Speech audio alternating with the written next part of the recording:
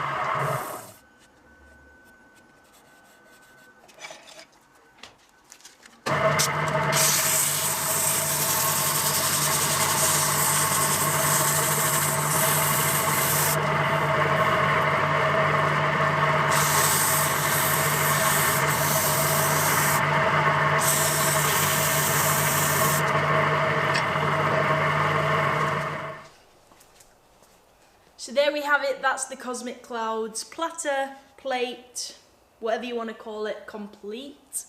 I'm pretty happy with how that came out. I finished it off with a lacquer and it's come out really nice. One thing I didn't show on camera was I did actually have a little bit of overspillage on this black, and I worked out that if you just get a bit of a sponge or a cloth and just go over with a bit of water while it's still kind of wet and dry it off with a bit of like cloth, it seemed to come off pretty fine, and it's just left a nice black rim. So yeah, I'm pretty happy with how that's come out. I'll leave some stills after I've finished talking because I'm not too sure how well that camera's like making it show. But yeah, I'm pretty pleased with how it's turned out. Put my little country wood girl in the bottom. Just finishes it off nicely. And that's the kind of shape of it. So yeah, all in all, it's really nice. Thanks for watching the video. If you liked what you've seen, hit the thumbs up button. If you like me, go check out my other videos and subscribe. Click the notification bell and then you'll be told every time I post a new video. Keep safe and keep smiling, and I'll see you next time. Thanks everyone, bye!